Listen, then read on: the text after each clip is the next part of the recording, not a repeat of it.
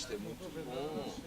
Long live poetry. This is really nice to look at you from here.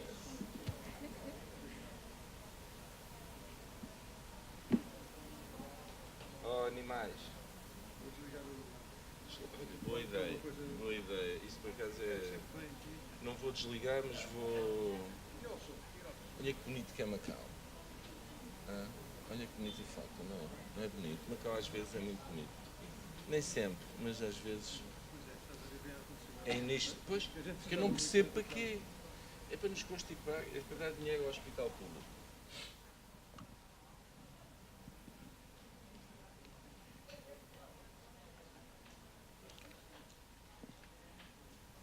Criam, conversa, não há. Dois.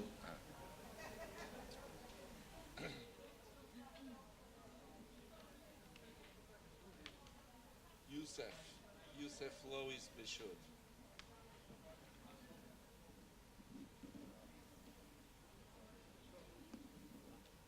Shazam. A ver se nos transformamos em alguma coisa. Faz bom? Então. Ora, pois, esse problema nunca será resolvido. Olha, sabes onde é que é bom? No Creative é bom. No Creative Macau o vinho é bom. A Lúcia com bons vinhos espetaculares. Sabes qual é o último? Quinta da Manuela. Não brinques. Ora, boa tarde a todos. Estamos aqui para uma sessão em que vamos falar de poesia e temos a sorte de termos connosco três fantásticos poetas que vou passar a apresentar de uma forma bastante sintética. À minha direita, Irondina Joshua, uma das vozes mais importantes da poesia contemporânea de Moçambique e da lusofonia, por extensão, e que está pela primeira vez em Macau para falar da sua obra e para falar também da poesia moçambicana. Fernando Salles Lopes, um dos mais importantes poetas vivos atualmente em Macau, talvez mesmo o mais importante, com uma obra já firmada e reconhecida, e que nós temos o maior prazer em ter aqui connosco. Tem a sorte de ser o único que tem um copo de vinho. É por ser local. Eu sou local, mas como sou moderador não tenho direito a vinho. Esta organização está a falhar. Bom, e finalmente o José Luís Peixoto, que basicamente dispensa apresentações, cuja obra não é unicamente poesia, provavelmente até o conhecem mais pela prosa, portanto, pelos romances, pelos ensaios, etc., mas que também tem uma obra poética e que está aqui connosco, é um dos grandes nomes das letras lusófonas contemporâneas. Portanto, em primeiro lugar, eu pedia uma salva de palmas para os três, por favor.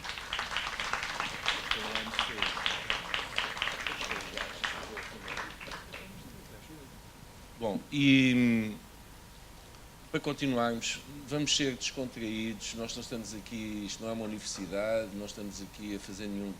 Estamos aqui a conversar sobre poesia, basicamente, porque a poesia escreve-se e lê-se.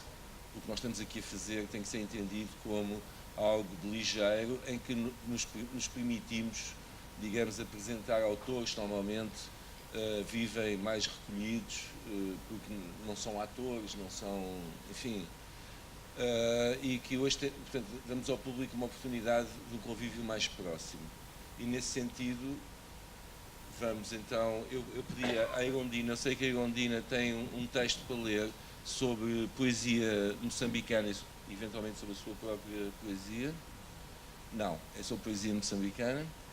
E que então eu passava-lhe a palavra para nós, como introdução, para depois a seguir podermos problematizar algumas questões que são o tema desta mesa, e o tema desta mesa é tentar problematizar isto, que é, há um ato poético, há um poeta, há alguém que lê o mundo de alguma maneira, mas daí a passá-lo para um poema vai um passo, e esse poema vai ser incluído numa literatura, vai ser incluído num corpus poético, e que de modo, que relação é esta? Que relação é esta entre o poeta e a literatura? Que já existe, que pré-existe a ele e que existirá depois dele.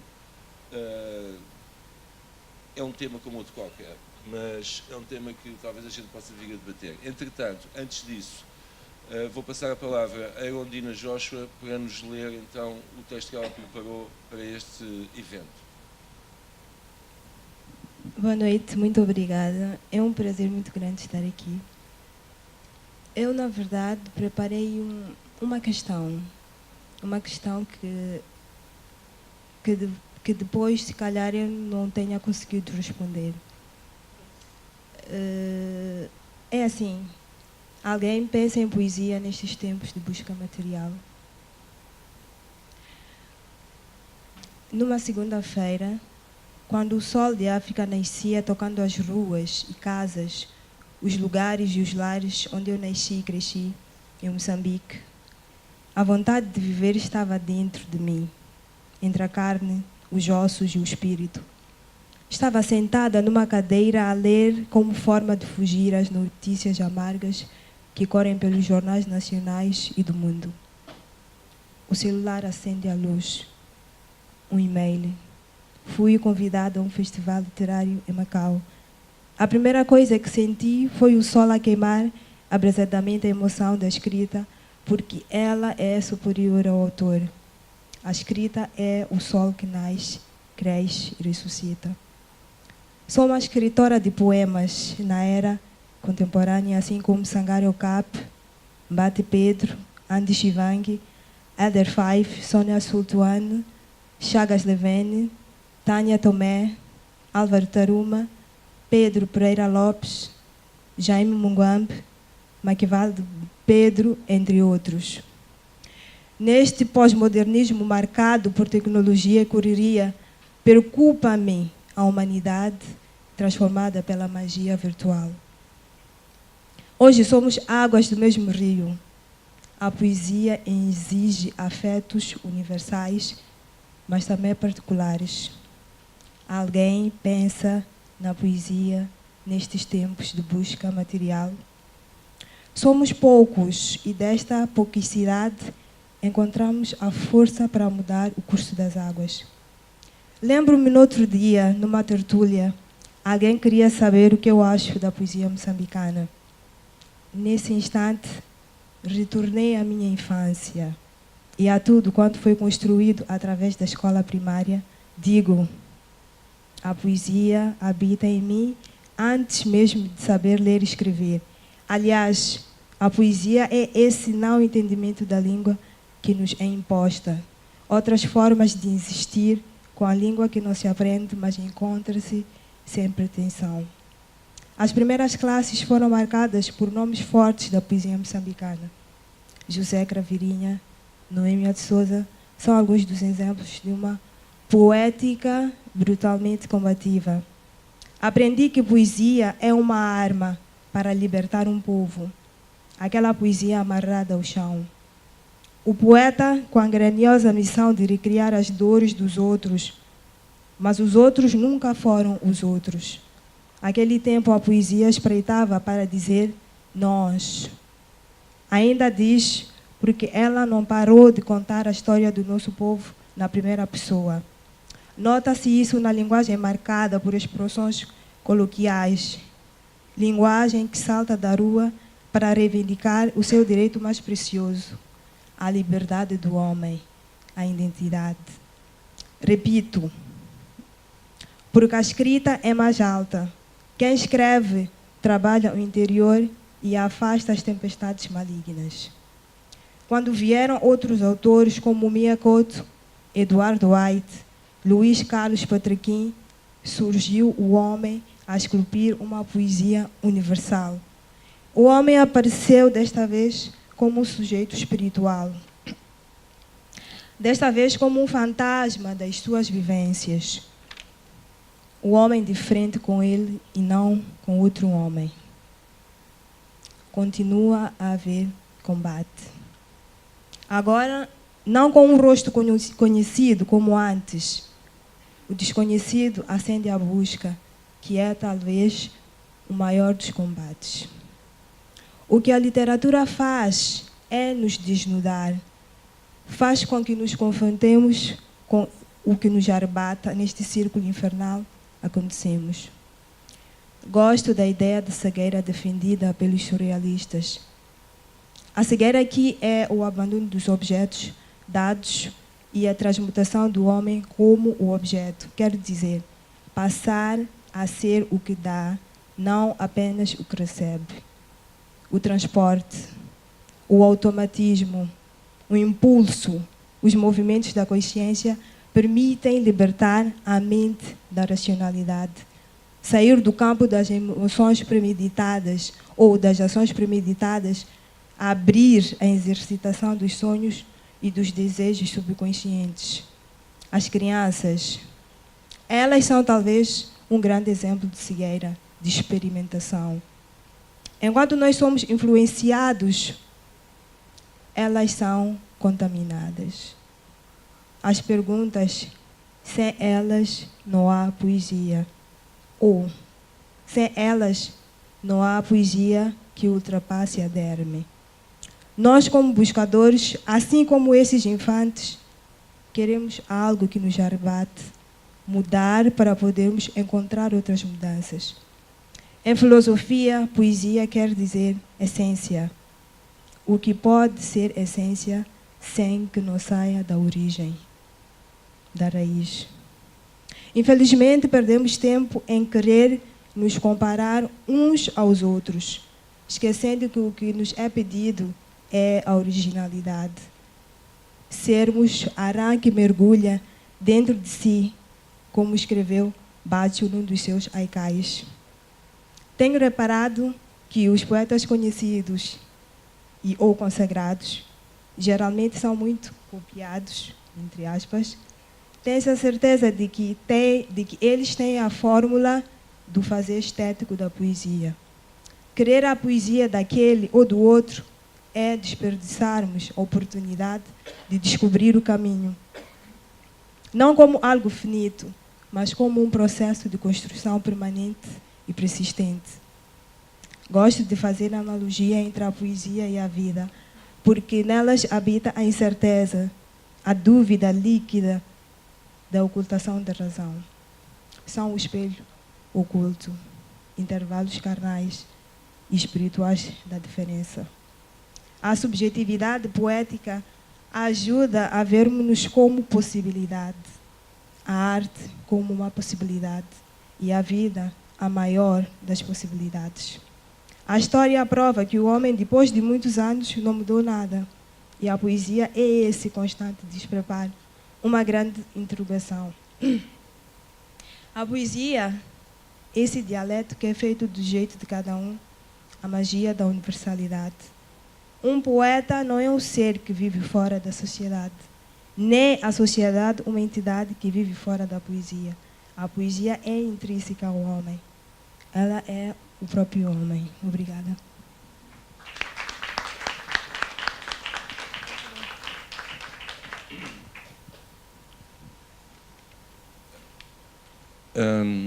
Obrigado, Irondina, por este texto elucidativo sobre uma perspectiva, de facto, do que pode ser a poesia.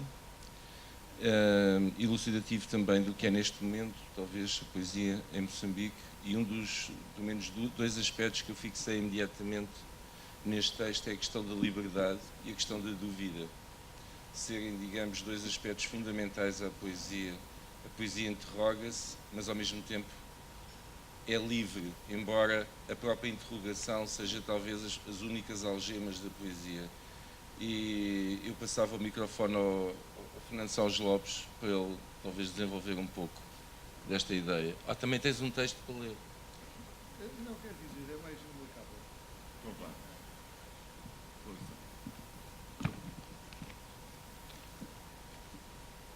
Mas em... Não é preciso. não é preciso. Ainda sobre o texto, sobre a questão da liberdade. E da dúvida. E da dúvida. Mas a liberdade é a poesia. A poesia é um texto à solta, por um lado, e por outro lado, é um texto que nasce do interior do autor, do poeta.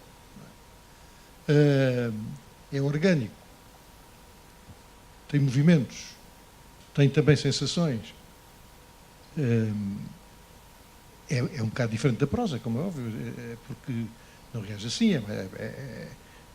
Não quer dizer que não haja uma intervenção também, como é óbvio, do próprio, porque muitas vezes ela retrata-se no autor. Mas a poesia é totalmente diferente desde sempre.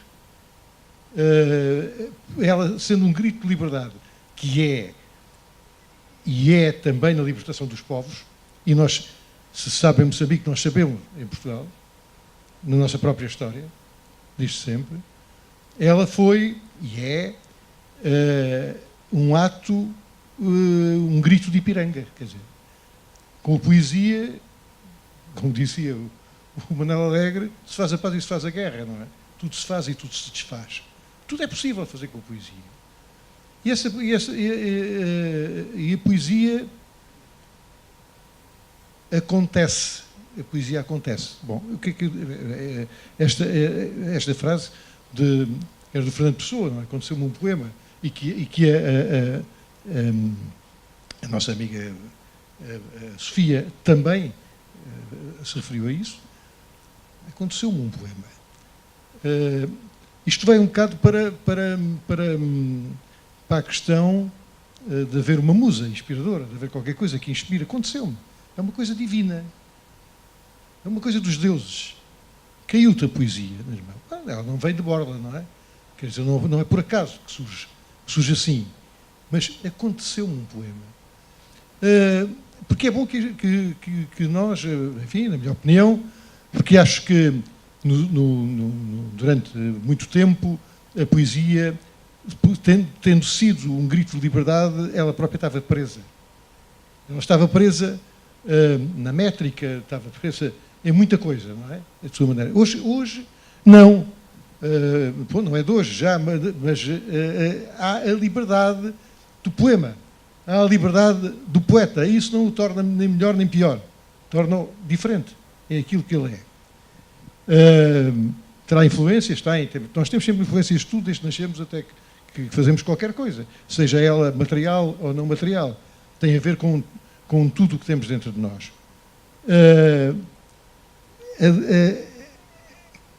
Com essa liberdade que se constrói, que o poema encerra em si, não é? E que muitas vezes não acontece, ou acontece, mas não está perfeito. E então isso obriga o autor terreno, não o autor das divindades que trouxe o poema, a ter um trabalho mecânico, não é? Mas eu gosto de dizer que não se deve confundir uma coisa com a outra, porque a poesia não é mecânica, no meu entender. Quer dizer, não se constrói. Hoje tudo é possível construir. Já temos robôs a fazer tudo, também poderá robôs a fazer poesia, se calhar já há. Pronto. Ou há um site qualquer e uma coisa qualquer que faz isso tudo. Não será a mesma coisa, como nada do que é artificial, não terá a ver com o natural. Mas isso continua a haver na poesia, com todas as possibilidades que há de construir o poema e não sei o quê, ela continua a ser misteriosa. A poesia é misteriosa. A poesia não se entende. O poeta luta com o seu próprio poema constantemente. Por vezes, como é que isto aparece? O que é isto? Não é? O que é que eu estou a dizer? E é interessantíssimo. Enfim, acontece com todos nós, com certeza. Quer dizer, a maior parte das coisas, a gente está a escrever não é para editar, é logo que se vê. As coisas vão indo para o caixote, não é? Isto acontece com a poesia, como acontece na prosa. E depois, passado uns tempos, a gente vai ver e é estranho, muitas vezes, não é? É estranho na prosa que acontece aquele fenómeno de mas fui eu que escrevi isto? Eu já nem me lembro. E o poema é mais grave. Porque o poema representa fui eu que escrevi isto? E porquê é que eu escrevi isto? como é que eu estava quando escrevi este poema? Onde estava? O que é que se passava comigo? O que é que se passava em redor de mim? Não vou passar o microfone, senão estou aqui a falar sozinho. José Luís Peixoto, obrigado pela presença, que nos honra imenso estás aqui, muito obrigado. Eu perguntar-te, será que o corpus literário, a literatura, portanto, o que já existe como coisa, te limitou de alguma maneira, tirou essa liberdade que é fundamental, até que nós vemos aqui, para a nossa expressão poética? Será que a existência de um corpus literário, como é que foi a tua relação com isso? Podes falar um pouco sobre isso? Bem, para já tenho que dizer que para mim é que é um prazer estar aqui. Muito obrigado e gosto muito de estar aqui na vossa companhia e gosto muito de estar aqui a falar de poesia. E na medida em que, como sabes, o último livro de poesia que eu publiquei foi em 2008. Foi este livro. Chama-se Gaveta de Papéis. 2008. Estamos em 2019. Neste período publiquei vários livros, escrevi e publiquei também em vários lugares textos de muitos géneros e muito raramente poesia. Isso para mim é muito interessante, na maneira de pensar também este meu caminho, porque não me lembro quem é que dizia que uma vida que não é pensada e refletida não vale a pena ser vivida. Eu sinto que uma das vantagens que a escrita traz é justamente essa possibilidade de avaliarmos aquilo que fazemos e as nossas escolhas, procurarmos ter uma certa consciência sobre elas. E no que diz respeito, no meu caso, à escrita, eu quando publico ou quando penso um livro, relaciono sempre com tudo aquilo que fiz e ele faz sempre parte desse caminho, até porque a pessoa que escreveu os anteriores é a mesma que está a escrever aquele e tem de existir ali uma relação de verdade para com os meus próprios valores, que me leva a essa relação e que me leva também a perceber um pouco quem sou. E no que diz respeito à escrita de poesia, efetivamente ela necessita de uma disponibilidade a vários níveis, que neste período para mim nem sempre foi possível. Ainda assim, há um lado da relação da poesia que sempre se manteve, e que é o de leitor de poesia, que na verdade é um lado muito importante e que eu acho que mais pessoas deviam cultivar, porque uma das coisas que sempre nos queixamos é da falta de leitores. E eu sinto que a leitura de poesia, em certa medida, é tão forte e tão intensa como a escrita de poesia. É certo também que em alguns momentos continuei a escrever alguns textos, embora inéditos, mas realmente ao longo destes já 11 anos sem publicar um livro de poesia, aquela relação que mais mantive com a poesia foi justamente como leitor. E sabes, uma coisa curiosa, que eu até por acaso aqui em conversa em Macau, há pouco tempo me dei conta, foi que eu comecei a escrever poesia na adolescência, depois continuei a escrever e tal. Sabes que quando se escreve poesia na adolescência há sempre ali um pudor, porque são coisas muito pessoais e tem-se essa questão. Depois também, a partir de certa altura, comecei a sentir uma certa estranheza quando certas pessoas se referiam a mim como poeta, depois de ter publicado livros de poesia, até porque não via sempre os poetas como alguém que não era da mesma dimensão que eu, não é? Nesse tempo. Mas depois fui-me habituando a chamarem-me poeta e agora, apesar de não publicar um livro de poesia há 11 anos, sou eu que sinto a necessidade de dizer aos outros: olha, ainda sou poeta. Ou seja, é um pouco o contrário. É o contrário, não é? No início tinha dificuldade de me ver como poeta, agora custa-me que me deixem de ver como poeta. E sabes, neste momento terminei um romance há pouco mais de uma semana e estou com muita vontade de começar projetos novos. E o projeto que eu tenho mais vontade de levar a cabo é justamente voltar a construir um livro de poesia e publicá-lo. E acho que há aqui um aspecto muito curioso e interessante nesta possibilidade de publicar um livro tendo publicado tantos outros livros pelo meio e voltar a publicar um livro de poesia, que é o facto de agora inevitavelmente ser outra pessoa. Ou seja, este ato faz com que aquilo que eu escreva hoje seja bastante diferente daquilo que eu escrevi nesse último livro de poesia. E isso para mim anima-me, porque me permite para já constatar que estou em evolução, que estou vivo. Suponho que surpreender algumas pessoas, que também acho que é sempre positivo, e ao mesmo tempo recusar-me à autojustificação, que é um tremendo vício que nós podemos cair com muita facilidade quando estamos constantemente sob o olhar dos outros e sob escrutínio e a partir de certa altura fechamos-nos numa fortaleza daquilo que já dissemos e daquilo que já defendemos e não evoluímos. E ligando com tudo o que estava a ser dito, a poesia recusa isso.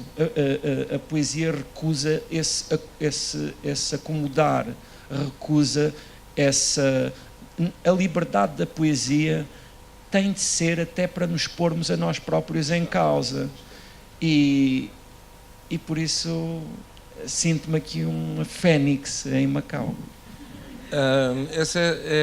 Obrigado, Zé Luís, fantástico, porque dá-nos a ver o que é a vivência do poeta, e como eu tenho uma experiência pessoal de um amigo que era pintor e que passou para, digamos, arte conceptual e começou a fazer performances e instalações, e um dia sentiu a necessidade de regressar à pintura, de regressar, digamos, àquilo que não pode ser posto realmente em dúvida. E eu penso que aqui esta sinceridade da poesia que o Zé Luís estava a falar agora, sem ter dito a palavra sinceridade, mas que no fundo eu penso que estava por trás do teu discurso, que existe na poesia esta não é necessidade, é obrigação de sinceridade, quase, muitas vezes sem nós nos apercebermos racionalmente do que é que estamos realmente a escrever, mas que há, digamos, as frases que nos assaltam, as frases que nos vêm da nossa cabeça para o papel, e que a poesia dá realmente essa, digamos, sensação básica da escrita, a sensação primitiva da escrita. Digamos que a primeira escrita terá sido poética, eu diria. Irondina, quer comentar alguma coisa sobre isto, por favor?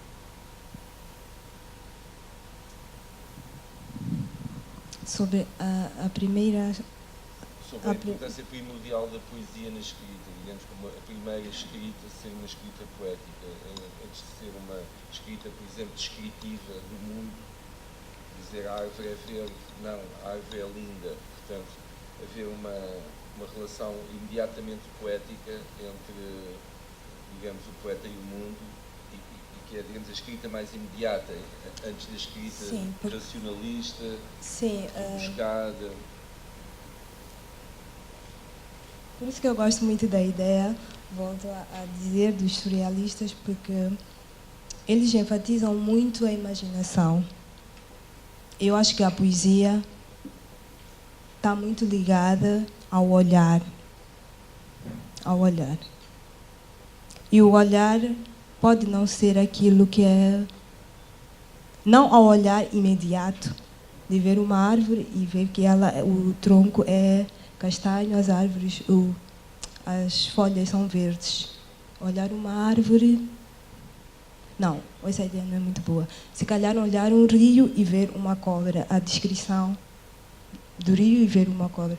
Eu lembro-me que na faculdade, quando eu dizia que eu gostava de ler poesia, os meus colegas diziam: tu és louca, como é que gostas disso? Tu achas interessante alguém dizer que um rio é uma cobra? Isto não tem sentido. os meus colegas nunca perceberam isso e eles riam-se de mim. E então, eu acho que essa criação de imagem, ela também está muito relacionada à poesia. Poesia, para mim, é uma outra forma de olhar as coisas. Olhar, sentir, aprender, buscar até não encontrar, mas é esse processo que acaba conosco. Fernando, vou pegar no que diz aqui a Irondina só para te perguntar o seguinte: e esse olhar que nós concordamos que de facto há na poesia um olhar, é um olhar que interpreta ou um olhar que cria? É um olhar criador, ou seja, está a criar novos mundos, ou é um olhar que descreve o mundo que existe? O que é que tu achas? Bom, penso que isso depende. Em princípio, esse olhar, enfim, não há regras. Não há regras. E a poesia é livre, não é? Daí a liberdade. É uma interpretação pessoal, é uma interpretação digestiva. Qual é a tua? Diz-me a tua. É essa. É criativa. É criativa. Cria novos mundos. A poesia cria novos mundos. Pretendo isso. Não sei, olha, eu acho que as duas possibilidades não é, estão abertas. Mas há pouco tempo estava a falar com um amigo meu que é fotógrafo e estávamos a falar sobre a questão do olhar, não é, que é tão pertinente na fotografia. E ele disse uma coisa que eu fiquei fascinado. Não entendi logo, mas depois, quando me aproximei um pouco mais daquilo que ele estava a dizer, fiquei uau. Ele disse-me: olhar é pensar. Eu achei incrível, porque efetivamente olhar o olhar só se concretiza quando o interiorizas e o trabalhas. Pensar nem sempre é uma atividade, e a poesia comprova-o, nem sempre é uma atividade tão racional quanto isso. Às vezes, pensar é simplesmente estar sensível a certas intuições, ou seja, às vezes pensar pode ser a posteriori, como dizia há pouco em relação àqueles poemas que se vão ler tempos depois e que se reconhece então ali coisas que na altura não se estava a ver completamente. Porque efetivamente, eu vou utilizar hoje aqui mais uma vez esta palavra que é tão perigosa de utilizar, mas a verdade de um texto, ela não é mais ou menos, pronto, de outra forma, um texto não é mais ou menos verdadeiro hoje ou amanhã. Olha, que vergonha. Ele diz coisas diferentes em diferentes momentos, porque essa é a regra desta forma de expressão, ou talvez até mesmo da expressão em absoluto. E efetivamente ninguém é dono daquilo que um texto diz, e isso também é incrível, porque a poesia também é uma forma de despossessão, não é? Quer dizer, o poeta não é dono daquilo que escreve, e perdi-me agora, mas... Também, eu ajudo-te a encontrar. Então, pensar é estar doente dos olhos, não é? Para a pessoa. Mas eu penso que ele aí está, o Alberto Cairo estava a referir-se a um estilo de pensamento mais racional, digamos, ao pensamento, olha, sofiamente grego, e não ao pensamento como tu estavas a referir, que é um pensamento mais caótico, é aquilo que nos invade, é o pensamento real que nós todos temos. Carlos, permites, eu acho que é ouvirmos-nos. Pensar muitas vezes é ouvirmos-nos, é estarmos disponíveis. A Irondina falava dos colegas que diziam: tu és louca de ler esses textos, mas eu acho que muitas vezes escrever poemas é ouvirmos as vozes que nos povoam. E isso também é uma coisa que parece uma conversa de loucos, não é? Dizer, as vozes que nos povoam. Mas quem diz que isso é loucura, são pessoas que não estão disponíveis para viver nessa dimensão. E pronto, isso é lamentável. Não, há uma vida perigosa do escritor, que é quando ouve demasiadas vozes que o habitam, não é? E que, não, vocês riem-se, mas é uma vida, digamos, à beira do abismo, muitas vezes, porque, sobretudo, eu sei de experiência própria, quando estou a tratar de um personagem, ou 2 personagens, ou 3 personagens, que daqui a bocado eles estão mais em mim do que eu estou neles. E começam-me a atormentar, e no caso do José Luís, de certeza absoluta, nos seus romances, isso lhe acontece frequentemente, que é quando nós nos esforçamos para pôr na pele de alguém, às tantas é difícil começar a perceber os limites. Eu, por exemplo, fiz um personagem que é bastante maléfico, e havia um momento em que eu, cada vez que falava com as pessoas, eram os maus pensamentos que me ocorriam sempre à cabeça. Confesso, felizmente há uma estrutura moral que me impede depois de os praticar, que é fundamental, diga-se de passagem, porque não acredito que vocês não os tenham também. Todos nós temos os piores pensamentos do mundo, e depois temos uma estrutura moral que nos faz ir para ali ou nos faz ir em frente. Portanto, isso é importante. Mas quanto à poesia, Irondina, fala-nos mais um pouco sobre como é que é o ambiente em Moçambique. Como é que está o ambiente, digamos, literário, poético em Moçambique? Porque nós estamos aqui distante, não há muita comunicação, temos grande interesse em todo o mundo lusófono, o que é que se passa, e nomeadamente em Moçambique, que é um país que tem relações antigas com Macau e com a China. Há muitos chineses a viver em Moçambique. E já é uma relação bastante antiga, e nós gostávamos de saber o que é que se passa neste momento em termos de edições, de literatura em Moçambique. O que é onde nós... Eu acho que está de boa saúde a literatura em Moçambique. Eu estou feliz. Porque agora estão a dar uma oportunidade grande aos jovens. Antes não era muito assim. Há 30 anos ouvimos as mesmas vozes. E as pessoas que nasceram há 30 anos agora estão a escrever. Eu estou muito feliz, faço parte dessas pessoas. E os meus colegas da nova geração, que também têm a minha idade. E acontecem muitos colóquios. Daqui a nada vai acontecer um organizado pela Cavalo do Mar, em maio. Há muitas... Desculpe interrompê-la, é só uma questão aqui. A geração anterior que nós conhecemos ainda era muito ligada, digamos, à independência, à guerra de libertação, dos problemas que derivavam, digamos, da história. Sim, mas não a é... geração já é diferente, já tem outro... Não só, não é toda. Porque o Mia, o Eduardo White e o Patraquim, Sim. Eles não têm aquela escrita, digamos, combativa.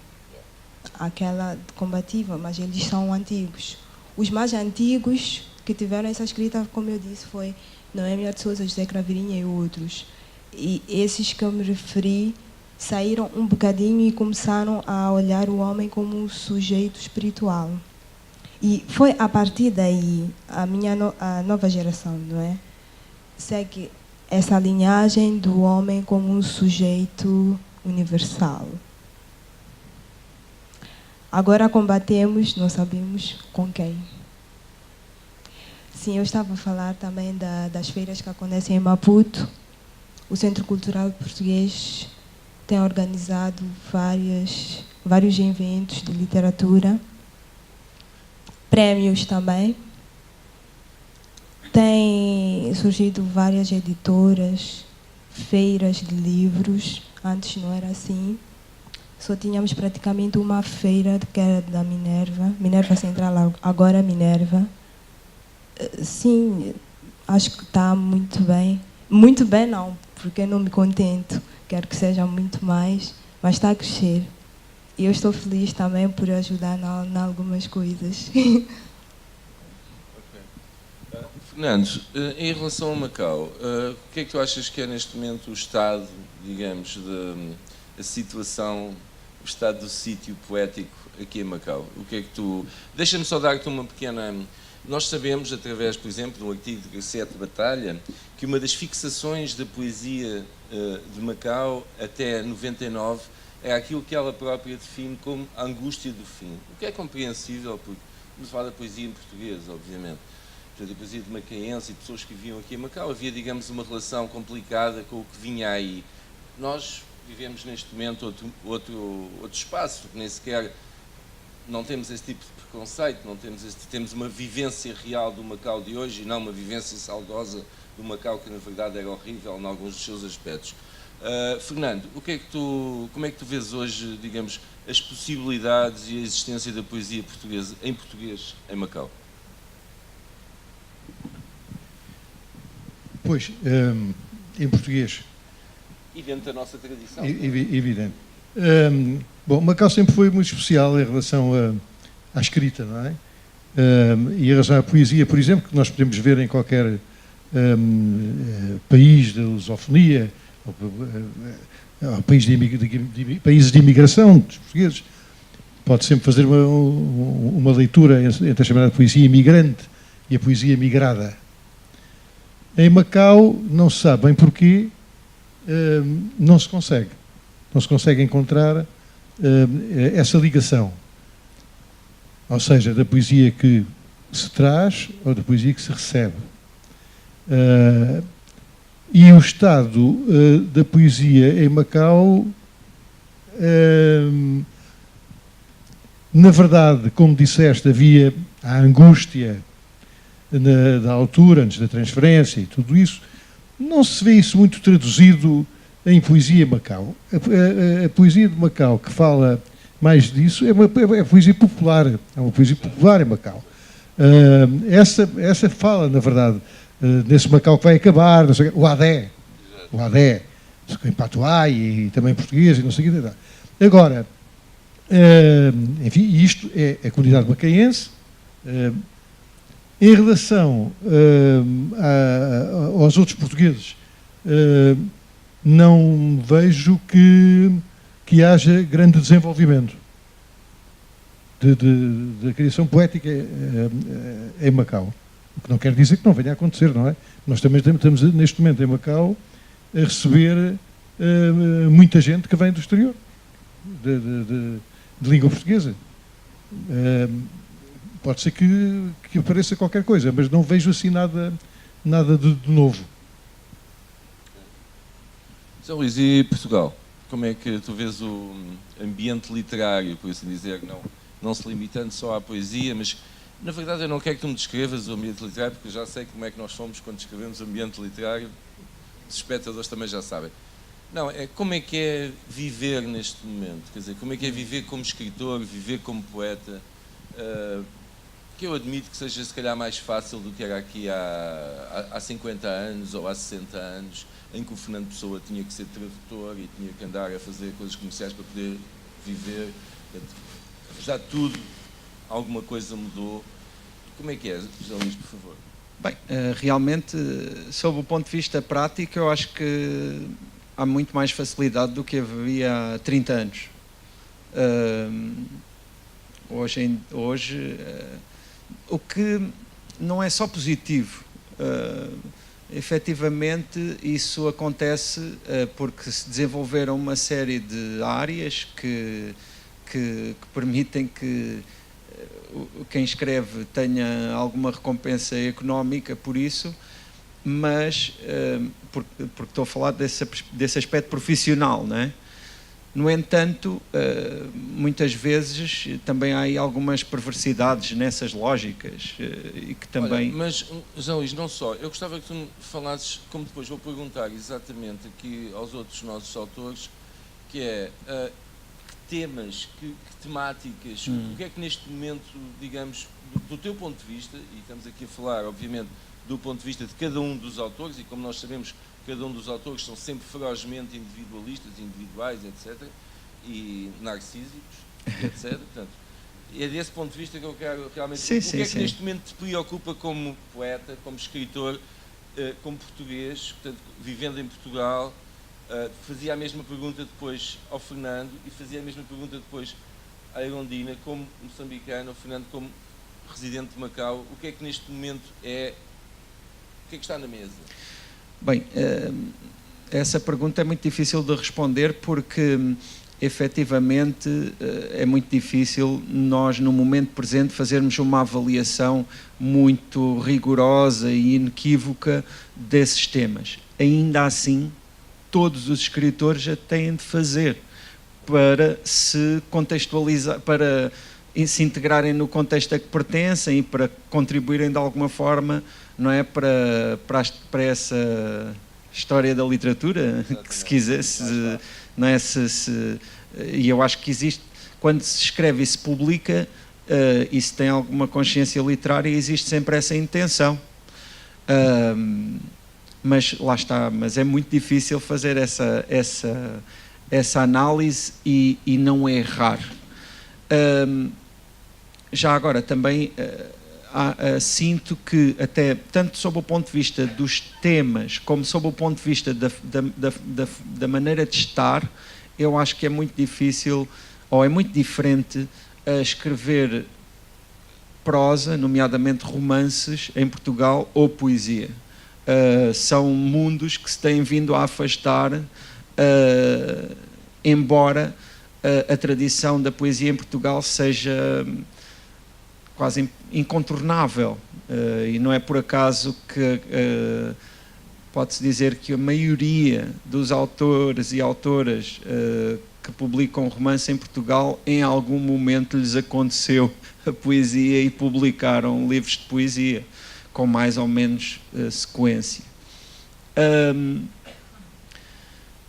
Por isso, no que diz respeito à poesia, é realmente difícil traçar, não é assim, temáticas comuns, embora, até porque sinto que a poesia neste momento existem muitos grupos e muitas perspectivas, às vezes antagónicas ou que se antagonizam a si próprias, umas às outras, neste caso,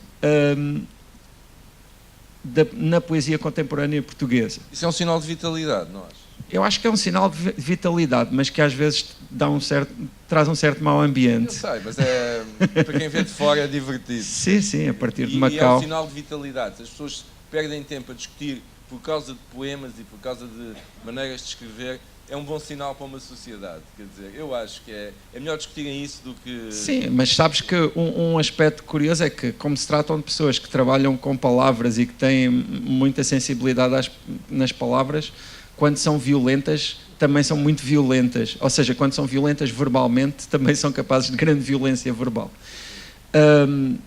Ainda assim, pronto, o tempo passa e em algum momento as coisas se clarificarão. Já no que diz respeito à prosa, eu acho que é um pouco mais claro o que é que vai estando em cima da mesa. E sinto que, mas lá está, esta é a minha interpretação pessoal, sinto que os temas não são tão diferentes das gerações anteriores. Até porque em Portugal, e lá está, esta é a minha leitura de tudo isto, nós vivemos aqui uma grande ruptura histórica. Eu nasci em 1974 e as pessoas da minha geração viveram uma grande ruptura histórica. Aliás, não a viveram efetivamente, mas não é, sofreram as consequências dessa ruptura histórica, o que fez com que, sob o ponto de vista da história da literatura, talvez não tivesse existido uma necessidade tão grande de impor uma ruptura formal ou de temas, na medida em que já tínhamos essa grande ruptura a separar-nos das gerações anteriores, que tinham vivido uma grande quantidade de coisas que nós não vivemos. E nessa medida nós não vemos, por exemplo, ao nível dos autores de prosa, nenhum antagonismo com autores como Lobo Antunes, ou José Saramago, ou Agostina Bessa Luís. Não existe ninguém que necessite de fazer dar um grito do Ipiranga e rejeitar toda essa tradição, como nós vemos ao longo de múltiplas histórias de literatura e de diferentes passagens de geração, onde muitas vezes uma geração teve de vir recusar a anterior. Neste caso isso não acontece.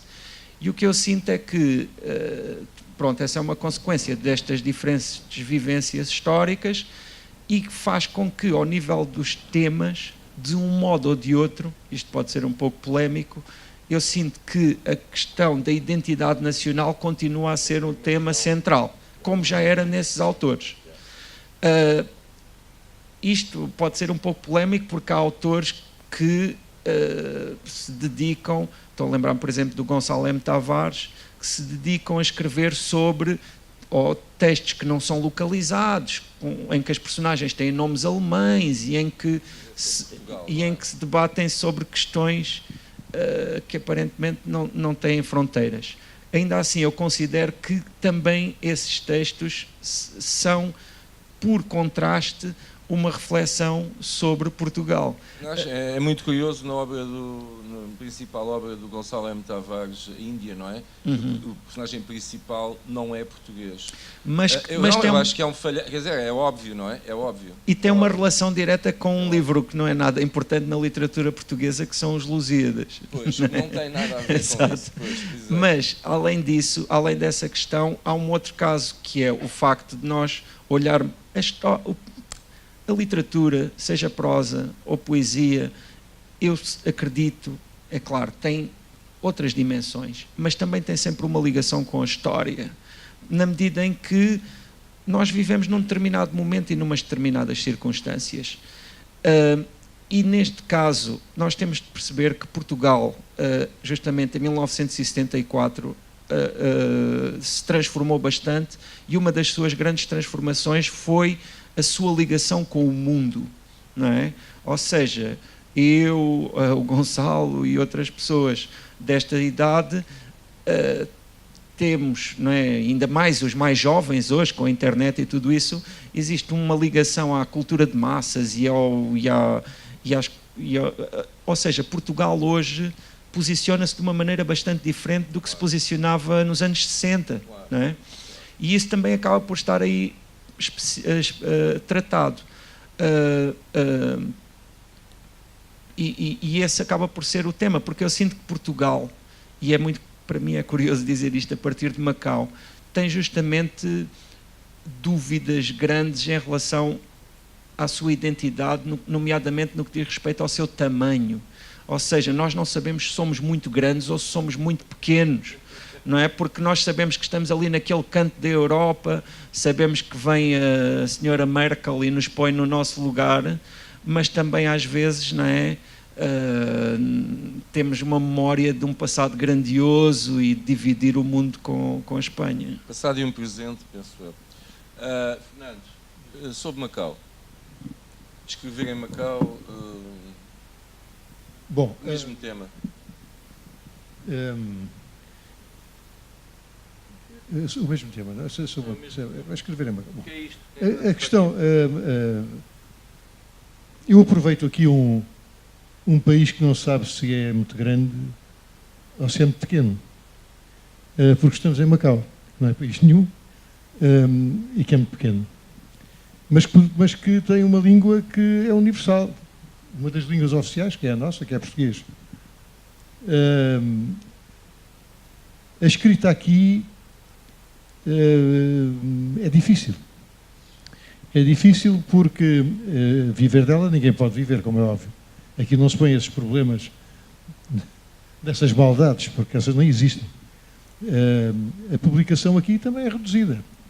Mas há, enfim, embora eu não seja editor, também não me zango com os editores, mas compreendo que Macau não tem mercado para nada, absolutamente nada. Tem o tal mundo. Mas o tal mundo também acho que está,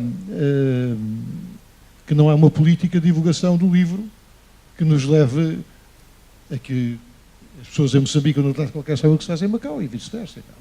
O vice-versa é possível, é mais possível do que saber o que se faz em Macau. E isso é um constrangimento enorme. As pessoas escrevem porque têm necessidade de escrever. A divulgação é muito pequena. É muito pequena. E ao ser muito pequena também há pessoas que têm vontade de escrever e não escrevem por isso. Quer dizer, tudo isto vai reduzindo essa presença de literatura local, de língua portuguesa, segundo aquilo que eu penso, não é? Que terá as suas origens nisto. Se houvesse a possibilidade de haver divulgação, maior divulgação, as coisas seriam certamente diferentes, porque nós escrevemos muito, aqui em Macau, presumo eu, falo por mim, para a gaveta. E isso não dá saúde a ninguém. Enfim, as gavetas são boas quando o escritor também é bom, e depois de morrer é importante ir ver as gavetas, os caixotes e tal, o que é que ele não publicou e tal. Aqui vivemos nisto. Não temos mercado. E alcançar o mercado é difícil. Portanto, é onde existe verdadeiramente literatura completamente fora do mercado. Macau é o sítio ideal neste momento para se escrever, porque não tem intenção nenhuma de vender. Aliás, mesmo que tenha, não vende. Portanto, é perfeito. Portanto, quem quiser ser escritor em português vem para Macau, porque já sabe que não vende, não vai ser conhecido, não vai, não sei, é ótimo, é muito melhor, porque está muito mais à vontade. Foge a qualquer responsabilidade, é livre, realmente livre. E porquê? Porque está no fim do mundo, está no exílio final, que é Macau, para a língua portuguesa. É o último posto, por assim dizer. Depois daqui, o vazio. Portanto, aconselho todos os escritores da lusofonia que tenham dúvidas sobre a sua existência como escritores, que venham para Macau e escrevam, porque aqui sabem de certeza que não vão chegar a lado nenhum. Portanto, estão à vontade. Irondina, e em Moçambique, como é que é? Conte-nos lá. A questão das publicações. Dos os temas. Como é que é a mudança Os dos temas temas. da poesia? Agora pouca gente escreve sobre o amor. Nunca existiu, É. era uma ficção. Aliás, eu não diria assim, porque o amor é uma coisa muito grande. O amor romântico, já não. Acham que está fora da moda. Eu também acho.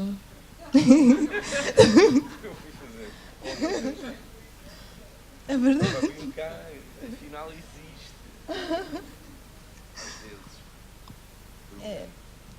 Acham mesmo que está fora da moda porque os autores que são mais lidos em Moçambique, autores internacionais lidos em Moçambique, que a maioria são eles que influenciam também, não tem muito esta veia de escrever poemas românticos. Um exemplo é o Fernando Pessoa. Ele quase não escreveu. E outros também, que nós trocamos livros, trocamos a partir da internet, não tem muito disso. Se calhar voltar um pouco mais para trás, os poetas todos escreviam sobre o amor. Agora não. Então nós temos um amor, sim, não romântico. Um amor pelo mundo, um amor pela descoberta, um amor pela verdade, se é que é possível se alcançar a verdade. Mais particularmente o amor pela poesia. Eu acho que é isso que se escreve, que eu tenho visto na minha geração. E quanto a publicações, os jovens ficam à espera de ganhar os prêmios para publicar, porque as editoras não confiam numa pessoa jovem. Uma pessoa como eu, por exemplo. Não, é muito difícil confiar. Vamos supor, eu apareço numa editora com o meu livro. Antes de olhar o meu livro, as pessoas olham para mim. Dizem, é mulher. Eu não sei como é que é aqui, como é que se trata essa questão de ser mulher. Mas em Moçambique ainda há um bocadinho de preconceito de ser mulher. Que é aquela pessoa que não pensa, que não pode discutir, só tem que tratar da cozinha e do marido. Infelizmente é assim. Sim. Não, agora está a mudar um pouco, mas é sempre assim. Por mais que as mulheres saiam da faculdade, depois para casar, a mulher é sempre vista nessa perspectiva, não como alguém que pensa. Então, uma pessoa que não pensa não pode escrever. Então, vão olhar para mim assim. Outra coisa, vão dizer, ela é muito magra, pessoas magras não pensam. Também. É verdade, é verdade. É jovem, é irresponsável. É irresponsável. Também há essa conotação de ser jovem, com irresponsabilidade. É por isso que eu, quando vou para tertúlias em Maputo, quando convidam-me, eu costumo usar roupas mais formais, para as pessoas acreditarem em mim. Não ponho aquela roupa que eu ponho diariamente, aquela roupa mais jovial. Tenho que estar assim para disfarçar a idade. Tenho usado esse truque. Olha, Sim. quem quiser fazer perguntas, é agora o momento, antes de encerrarmos esta sessão. Portanto, desafiava o público que está ali.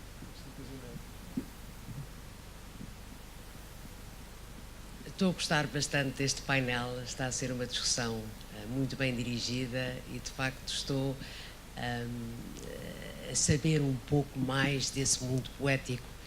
Eu cresci com a Sofia de Melbrenner, acho que há uma geração que cresceu com os sonhos, com a capacidade de sonhar por via da sua literatura, e depois, de um momento para o outro, as pessoas abandonaram-se do mundo da escrita poética. A poesia passou a ser o irmão pobre da literatura. E depois retomou-se novamente o percurso da poesia, de tal forma, aos dias de hoje, que ele está aqui a ser discutido e parece ser o centro e o foco deste festival. A poesia, tal quanto eu a vejo, à época de hoje, parece que houve um recrudescimento da palavra poética. Nós ouvimos e sentimos e percebemos que há movimentos de jovens poéticos ou da nova poesia que recrudesceu, reoxigenou a palavra e reoxigenou a métrica, reoxigenou a própria semântica poética. E eu gostaria que vocês, eventualmente, pudessem, enfim, dizer sobre esse recrudescimento, falar sobre esse recrudescimento. Quer dizer, com esta... há uma linha sinuosa no campo poético, nunca houve no campo da prosa. E parece ser que há essa toma da palavra poética aos dias de hoje. Por aqui, é verdade ou não? Há um movimento poético ou não?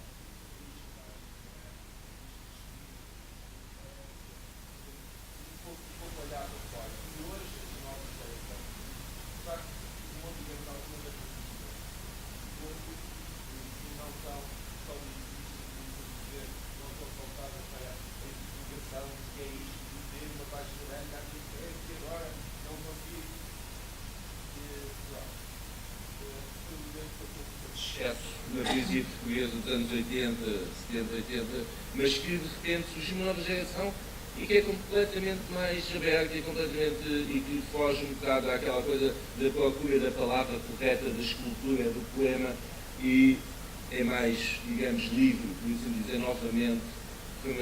Essa é uma geração que surgiu.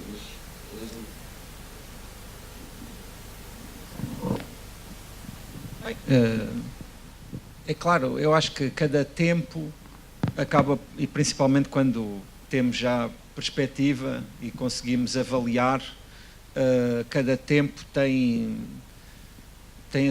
a sua capacidade de análise em função, pronto, de uma série de condicionantes que às vezes, esta coisa da perspectiva é muito curiosa, porque há certas coisas que só conseguimos ver com a passagem do tempo. mas também há certas coisas que se perdem quando nós não estamos efetivamente lá. E que depois, mais tarde, elas já não são completamente compreensíveis, mas quando se estava lá, a viver o presente, faziam todo o sentido. Por isso eu não tenho assim também tanta certeza acerca da justiça desta avaliação póstuma. Ainda assim, sinto que cada tempo tem a sua capacidade de fazer o possível à luz da situação. E aquilo que para mim é claro é que estas características que nós estamos aqui a nomear da poesia nascem do facto de ser um género que se distingue dos outros pela condensação. Ou seja, as ambições da poesia, eu acho que elas não são tão diferentes das da prosa literária, simplesmente são mais condensadas. A sua exigência tem essa ambição, palavra a palavra, verso a verso, não é? Uma vírgula num romance vale muito menos do que uma vírgula num poema de 5 ou 6 versos. E isso faz com que tudo esteja mais à flor da pele, tudo é levado muito mais a sério. Ainda assim, esse desassossego, se quisermos chamar, da poesia, essa ansiedade do novo, porque nós, é curioso, vivemos muito num tempo, e isso também se nota muito nos lugares onde há muita luta pelas livrarias e por essa atenção, nós vivemos muito num tempo da novidade. Isso até acontece também noutras áreas, em que a novidade é muito celebrada e se não existe novidade, inventa-se novidade. Mas a poesia e a literatura procuram outra coisa, que é o novo. Não é a novidade, é o novo. Não é? Esta subtil diferença é enorme, não é tão subtil assim. E por isso, falavas há pouco às vezes da dificuldade de lidar com as tais vozes, mas há uma outra ansiedade que também nunca nos conseguimos libertar, que é dessa luta com o novo e de nós nunca conseguirmos ter uma consciência absoluta se aquilo que nós consideramos novo o é realmente, não é? E por isso, em certa medida, acho que como autores de poesia, estamos condenados a momentos de euforia e a momentos de desânimo absoluto, a momentos de beleza e a momentos de desespero. E pronto, acho que não é melhor nem pior do que qualquer outra condição, mas quer dizer, para quem a vive tem muita importância.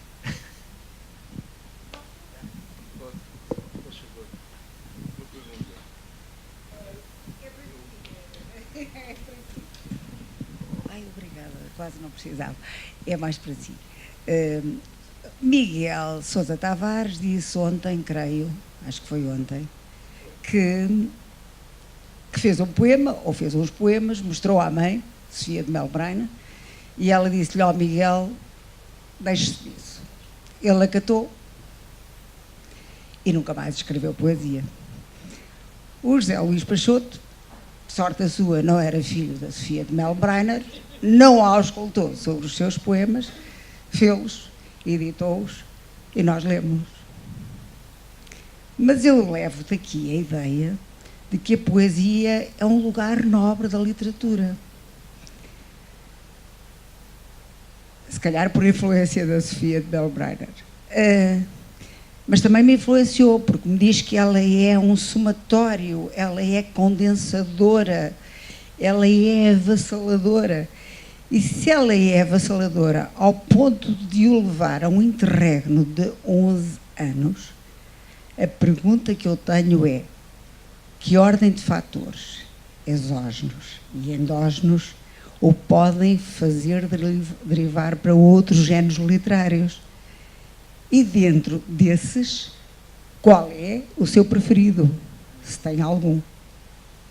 Bem, para já tenho que dizer que esse meu afastamento de publicar a poesia não foi planeado, nem foi nobre em nenhuma circunstância.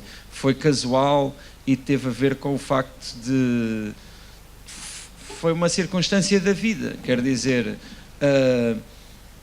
como sabem, ninguém nos pede para escrever poesia. Então, ninguém, não é muito difícil que alguém nos venha dizer: então, quando é que sai o novo livro? Estou à espera. Já no caso da prosa isso acontece bastante mais, por parte de exigências diversas, e também até às vezes práticas, porque no meu caso, como eu vivo de escrever, para a minha economia pessoal é importante publicar um livro de vez em quando, não podendo ser todos os anos, pelo menos que seja de vez em quando, porque isso tem muito impacto nas minhas contas. Já com a poesia isso não acontece. Por isso, este interregno da poesia não se pode dizer que tenha sido uma escolha artística. Aconteceu assim e pronto, e eu tenho de aceitar que tenha acontecido assim. No entanto, há um aspecto que é muito mais importante do que esse e que tem a ver com o facto dessa história do Miguel Sousa Tavares ter deixado de escrever, e tem a ver também com uma questão que eu sempre coloco, e acho que toda a gente que publica, se não coloca, deveria colocar, e que tem a ver com a responsabilidade que a publicação traz. Porque uma das coisas que sempre me surpreende nesta coisa de estarmos aqui a falar sobre livros é a ousadia de chegar aqui perante pessoas que não se conhecem e a dizer: olhem, eu escrevi este livro, lê-lo demora X tempo e eu acho que vale a pena vocês não fazerem as outras coisas que têm para fazer, estarem com os vossos filhos, irem passear, etc, etc, e acho que vale a pena disporem do vosso tempo para ler isto. Isso é uma grande ousadia, não é? É preciso ter um grande desplante. E por isso, há aí nesse ato e vamos ver, mesmo aquele autor que fique fechado em casa e que não venha aqui a um festival, ele também faz isso quando publica um livro. É exatamente a mesma coisa. Não é por ele não dar a cara e não fazer esse apelo no microfone que ele não está a fazer implicitamente ao publicar o livro. Porque é isso que significa publicar um livro. E nessa medida, eu acho que tem de haver ali um certo equilíbrio entre responsabilidade e irresponsabilidade. E essas duas consciências são necessárias para publicar um livro, eu acho que nas condições ideais. É necessário responsabilidade por esse aspecto, que é sabermos que os outros, não é, termos consideração pelos outros e acharmos que o tempo deles tem valor e não dispor do tempo deles com alguma coisa em que nós não acreditemos. E por outro lado, irresponsabilidade, porque se nós levarmos esse pensamento até às últimas consequências, nós não vamos publicar nada, porque quer dizer, a falta de controle desse ato, os lugares inusitados onde esse texto pode ir, as consequências que ele pode trazer para a nossa vida e para a vida dos outros, pode ser paralisante. E nessa medida, eu acho que, pronto, que publicar tem tudo isso. E no caso da poesia e no caso de escrever ou não escrever, eu acho que mais do que o texto que o Miguel Sousa Tavares mostrou à mãe, tem a ver com a imagem que ele tem dele próprio, com aquilo que ele esperava, não é? Que é uma imagem que também deriva do facto de ele ser filho de quem é, e das exigências que ele coloca perante si próprio. Porque eu tenho a certeza que conheço muitos poetas publicados que são menos interessantes do que seria a poesia do Miguel Sousa Tavares. Sendo que não li nenhum poema dele. Mas pronto, não descarta a partida que pudesse ser interessante. Sim, mas não quer dizer, isso eu tenho a certeza que isso é assim, porque quer dizer, há poetas de todos os tipos, e também a questão de ser interessante ou não é altamente subjetiva. Não, o que é interessante é que nós escrevemos sempre para a mãe, esse é que é o problema. Sim, também é verdade. Ou não, já que não gostas dos meus poemas, então eu faço prosa. Okay? Nós estamos sempre a escrever para a mãe, mas somos todos iguais, não há diferença. Uma vergonha. Mas portanto, eu acho que... Também escreves para a tua mãe, não? Eu acho que essa questão dos géneros tem a questão da publicação, em alguns aspectos é isto que acabei de referir. Já a questão dos géneros também tem a ver com o entendimento que cada um faça da literatura. Eu tenho que dizer aqui uma coisa, sob pena dos poetas deixarem de gostar de mim, que é, eu não acho que a poesia seja um género mais elevado do que os outros géneros literários. Eu simplesmente acho que tem realmente essa característica da condensação, que é muito importante e que faz com que os princípios essenciais da literatura, em geral, ali sejam expostos de uma forma que é muito clara e que é muito radical. Ainda assim, em absoluto, eu não posso acreditar, nem não consigo defender que a poesia seja um género mais nobre. Ainda assim, aquilo que estavas a dizer há pouco, em relação ao olhar analítico e ao olhar mais primitivo, ao facto do primeiro discurso ser poético e não racional, também me parece muito verdadeiro. Mas eu sinto que esse discurso também, de alguma forma, está integrado na natureza de toda a literatura. Mais perguntas?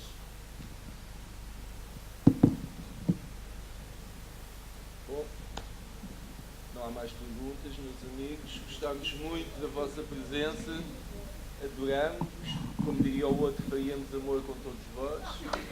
Mas, como não é possível, temos que ir embora para as nossas vidas tristes e sossegadas. Portanto, ponham os capuzes e dirijam-se tristemente e solitariamente para a entrada e temos que ir embora. Ok? Obrigado. Obrigado por